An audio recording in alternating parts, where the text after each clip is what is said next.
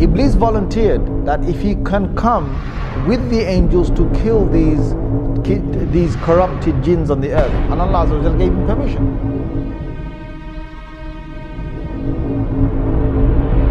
Suddenly Allah reveals to the angels and He says, I am about to make on the earth a Khalifa.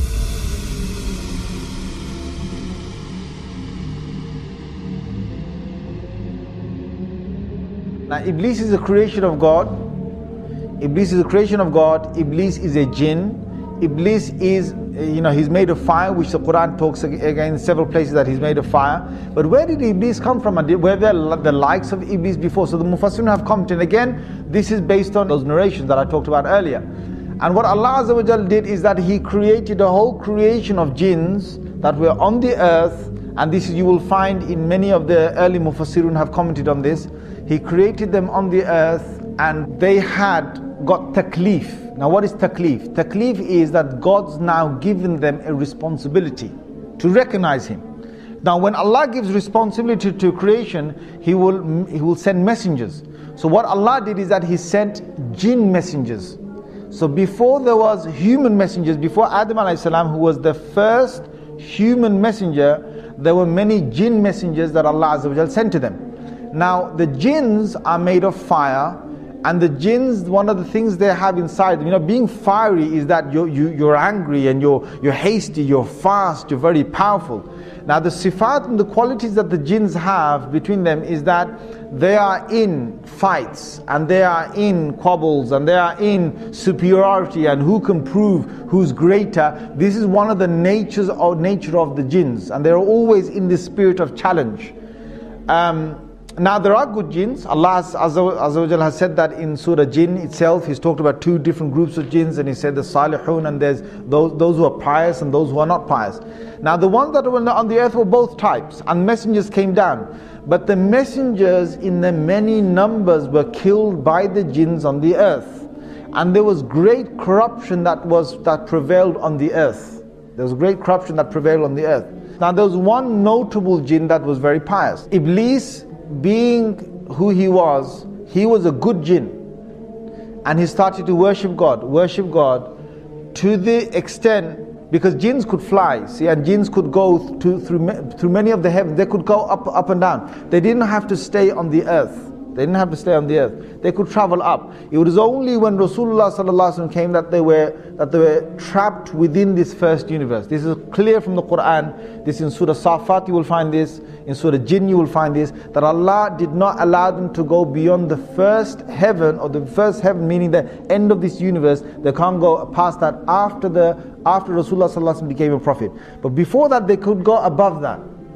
So what happened is that on these travels, Iblis proved himself that he was so close to God. And Allah Azza wa Jal then allowed him to get closer and closer, to higher and higher basically. And they say in some of these narrations that there was no space in the heavens was left, like no large space was left in the heaven, but Iblis had gone there and he had worshipped God. So he was a very, very, very close, you could say jinn, servant jinn, however you want to put it, to God. Until then, Allah Azza wa Jal allowed him to come in the company of the malaika, of the angels. And he got the chance to be in the company of the malaika. Allah decided that He's going to send the angels down to the earth and to banish the mutamarrideen, or those jinns that had causes a lot of corruption on the earth. So this group was going to come down and they're going to kill many of these jinns that were just out of control.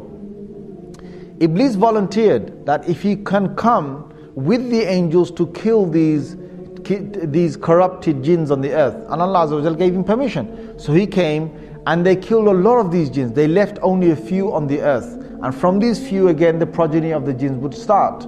Now Iblis returns back. Now many, maybe hundreds of years, I don't know, whatever is going by, because jinns have very long lives. They don't have short lives that the human beings that, we only have 60, 70, 100 years. They have hundreds of years. Perhaps they could have a few thousands of years of living. Now you've got Iblis that has gone down there, that has banished these jinns, most of them who are corrupted on the earth, and is returned back with the angels. Now he was with the angels, but Allah makes it very clear that he was not from the malaika, he was from the jinn. Now why Allah makes that clear is because we understand that no malak or no angel can ever disobey Allah Azza wa Jal. Allah's made it in their nature not to disobey Allah, but a jinn can. So the biblical sources, they've now faltered again. They call it a fallen angel. So what they say is that if an angel decides to go against the will of God or the command of God, then that angel, Allah drops him from the rank of the angels, and now he becomes a fallen angel. That's the biblical sort of side, or what some of them believe. The Muslims don't believe that. No angel can ever disobey Allah Azza wa Jal. So that's where we find that Iblis was able to disobey Allah, because he wasn't from the malaika. Now there's one thing here. Why is it that Iblis is now going to disobey God? Now you've got to understand the whole thing behind the creation of Adam alayhi salam. Suddenly Allah reveals to the angels and he says, I am about to make on the earth a Khalifa, or someone who will take command, second in charge, or someone who will rule again, reign after the last reigning. I'm about to make a Khalifa on the earth.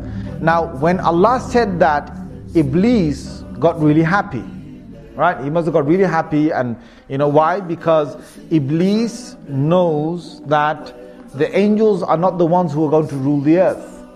If there's anyone, there's going to be the creation from the jinns. Allah is going to now make a Khalifa perhaps from the jinns. But Allah's decision wasn't that He's going to make a Khalifa or a vicegerent from the jinns.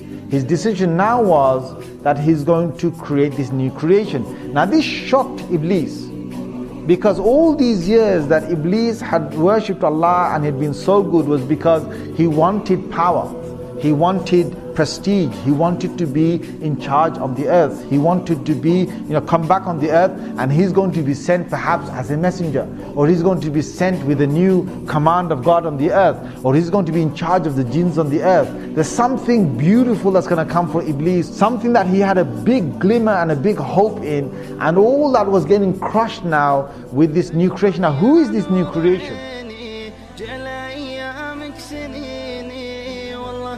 الشوق يضرب بين مأساة وحنيني قلتها والله شاهد بأن في حبك أجاهد أدعي المولى بتكلف إن في حبك أجاهد.